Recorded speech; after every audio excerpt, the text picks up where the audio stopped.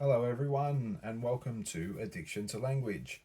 I am your host, Andrew, and in this video, I'm going to run you through the word courier. And along the way, also take a look at some of the foundational principles of the original language code. A courier is someone who delivers things, but the actual origin and inspiration for this word gets right to the core of some very ancient spiritual beliefs. In French, the word courier means to run or run, and since courier work does involve some actual running at times, it will make a lot of sense to hear that both of the words courier and courier were actually derived from the word mercury. This second section here, the C-U-R-Y. Mercury is a metal that runs. Mercury is also the planet with the fastest orbit around the Sun. And being closest to the Sun, Mercury is also the one that is closest to the gods in mythology. Mercury was the Roman messenger of the gods.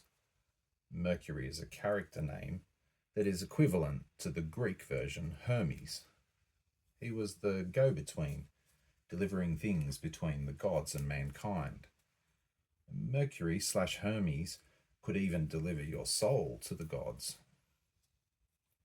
Mercury was associated with running fast to be able to deliver all the messages quickly on behalf of the gods, and this astro-mythological root is where the French word courier picked up its dictionary definition of run, and it's also where the English word courier picked up its meaning of a deliverer. You'll probably notice that when isolated there, the word part curie seems to suggest that it should be related to the word curry. And that's a correct assumption to make, because someone who curries favor is one who reports everything straight back to the boss. And this is the underlying astro-mythological root of Mercury carrying through into the word curry, and also into every other word that also uses the letters C and R. Notice also that the words curry and courier are very similar to the words carry and carrier. Again, this is exactly the idea behind it. And this is the language code working for you. Right? The carrier is a courier who carries the information to curry favor with the gods, and doing it in a hurry. These are not accidental alignments in the words forms, the uri and the uri and the ari, aria, uria. These are not accidental alignments in word forms and the meanings. The alignments demonstrate for you the core of a structural code in language which has been secretly under development and redevelopment over the course of many millennia, something that was lost and has been rebuilt slowly over time. And what exactly is this hidden or barely hidden in plain sight, I keep saying, structure in language? Well, in the original language code, the consonant letters are the ones that are actually controlling the essential meaning of words. In the structure of the alphabet code, the circular arrangement, the consonants stand all on the outer rim of the circle. They're much like sentinels guarding a castle wall.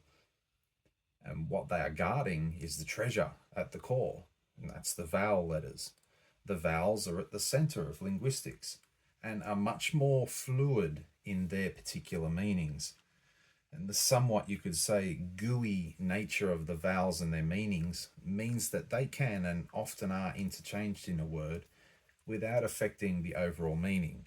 tip and top is the perfect example I can recall off the top of my head. They're both referring to being at the limit, at the extreme edge there. Okay, and there's just a slight difference in the vowel. I becomes O, but we still retain the consonants T and P there. And the original language code structure is perfectly highlighted for you by the relationship between the words courier and carrier. And at a dictionary level, the words courier and carrier, they do have different definitions, but because of the consonant letter roots they share, the letters C and R, they actually both have the same deeper universal meaning and purpose for their existence. And because of this coded structure, you could also and can also arrange the letters of a word into any other logical order you like without, again, changing its deeper meaning, because that meaning is carried into the word by the letters, regardless of where you place them in the word.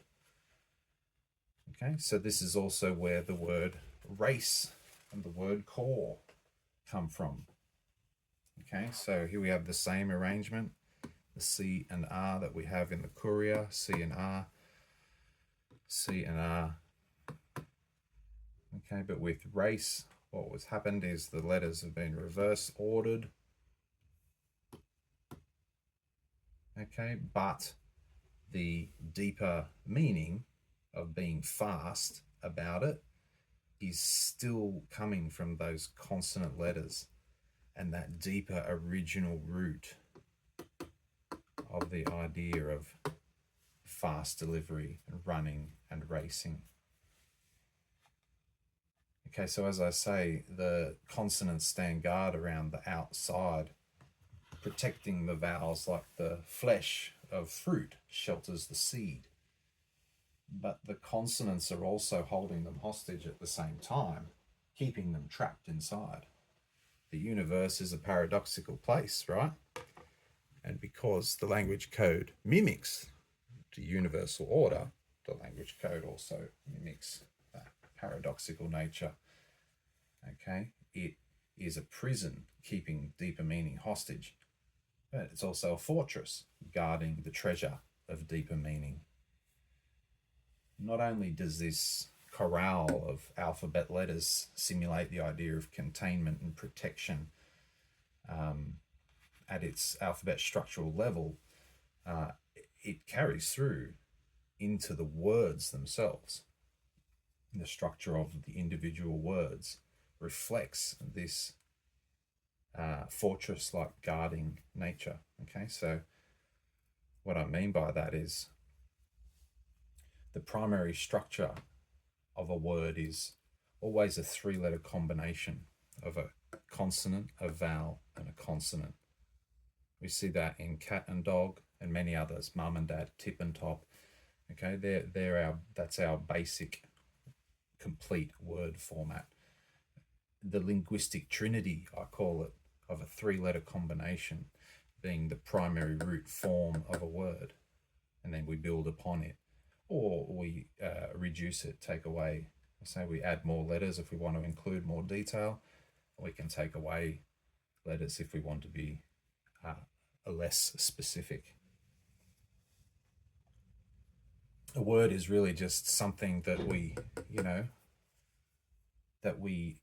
use to express something that we've observed, that I've observed or you've observed, and that we all agree is a part of reality, or that could be part of reality. Therefore, a word it's a consistent record of conditions, observed conditions, that we can all refer to over and over again. Round and round it goes, right? And the word record is really just recording. It means chording again,